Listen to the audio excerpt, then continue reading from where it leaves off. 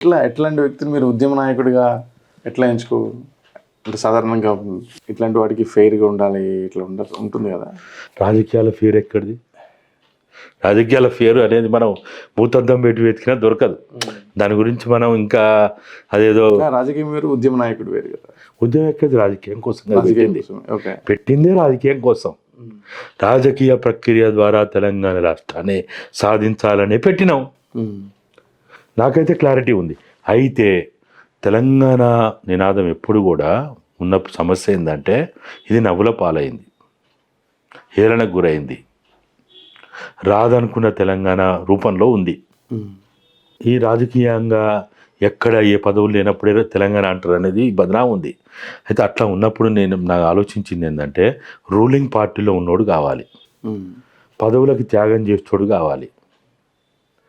ఈ టక్కు టమారా గోకన్న గజకన్న విద్యలు అంటే ఒక లంపెన్ క్యారెక్టర్ అయినోడైనా పర్వాలేదు కానీ మొండి ఉండేటోడు కావాలి, కసితో ఉన్నోడు కావాలని ఇవన్నీ ఆలోచించి వీటన్నిటికీ ఈ కేసీఆర్లో కొన్ని ఇటువంటి లక్షణాలు ఉన్నాయి అనేది ఆలోచించే నేను ఆయన మీద ఎక్కువగా ఆధారపడ్డా. ఆయనకు అవసరం ఏంది? చంద్రబాబు మీద పగ తీర్చుకోవాలి, బాబు మీద పగ తీర్చుకోవాలి అనేది ఆయన ఉద్దేశం. మన ఉద్దేశం ఏంది? ఎట్లన్నా చేసి ఇప్పుడు నేను చెప్పిన మూడు, ఒకటి రూలింగ్ పార్టీ నుంచి ఉండాలి, పదవికి త్యాగం చేసేటోడు కావాలి, ఈ టక్కుట మరగోకన్న గైకన్న విద్యలు వచ్చినోడు ఉండాలి. ఈ మూడు ఈయనలో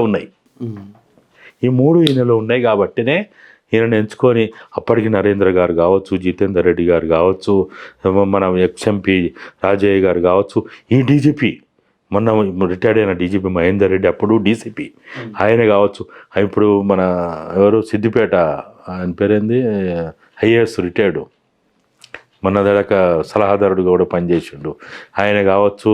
మీరు ఇక్కడ ఉంటుంది అదే అందోల్ దగ్గర సింగూరు దగ్గర ఉంటుంది పక్కన విలేజ్, ఆ నుంచి ఒక ఐఏఎస్ ఉన్నాడు ఆయన కావచ్చు. ఐఏఎస్లని ఐపీఎస్లని వివిధ రాజకీయ పార్టీల వాళ్ళని నేను కలవనోడు ఎవ్వరు లేరు, అందరినీ కలిసిన.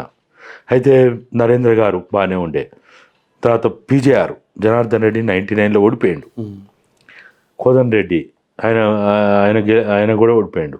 అయితే వాళ్ళకు కూడా పట్టుదల ఉంది, కానీ ఎమ్మెల్యే ఓడిపోయినోడు, పదవులు లేనోడు, రూలింగ్ పార్టీ లేనోడు అంటే అది మళ్ళా క్లిక్ కాదు, ఫైర్ ఉండదు దాంట్లో అనే ఉద్దేశంతో ఈయనని మెల్లగా ఈయనతోటి చర్చలు చేసి ఆయన అవసరం ఆయనకుంది, మన అవసరం మనకు. ఎవరెవరు ఉండే చర్చలు? పెద్దగా అప్పుడు ఎవరూ లేము, మేము రాదు ఎక్కువ టైం మాట్లాడేది నేను ఆయన. ఈ మసనాచారి గారేమో మేము మాట్లాడేదంతా రాసేది డ్రాఫ్టింగ్, పుస్తకాలు కొలిది రాసుడే రాసేది. తర్వాత మన ఈయన ఉన్నాడు కదా ఎవరు అశోక్ తేజ, సుద్దాల అశోక్ తేజ పాటలు ఫస్ట్ 6 పాటలు తయారు కావడానికి కారకుడు ఆయనే రాసిండు.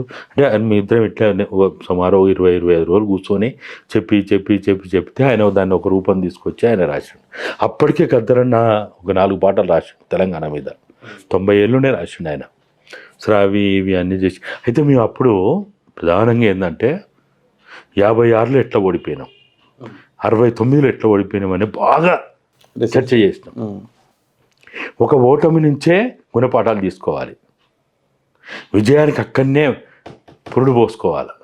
బాగా ఆలోచించినాం 69 ఉద్యమం ఎందుకు ఫెయిల్ అయింది అంటే మాకు అర్థమైంది. ఆంధ్ర గో బ్యాక్ అనొద్దు, గోంగూర గో బ్యాక్ అనొద్దు, ఇడ్లీ సాంబార్ గో బ్యాక్ అనొద్దు. ఇవన్నీ 69 ఉద్యమంలో ఓ పెద్ద నినాదాలు అనకుండా అప్పుడే నినాదం రూపొందించినాం. పొట్ట చేత పట్టుకొని వచ్చిన వాడెవడైనా తెలంగాణ ఉద్యమానికి మిత్రుడే, తెలంగాణ వాదే. పొట్ట కొట్టేవాడే తెలంగాణ వ్యతిరేకి, తెలంగాణ నష్టం చేసేవాడు, శత్రువు అని మాట్లాడితే ఇది ఏదైతే రూపొందించుకున్నామో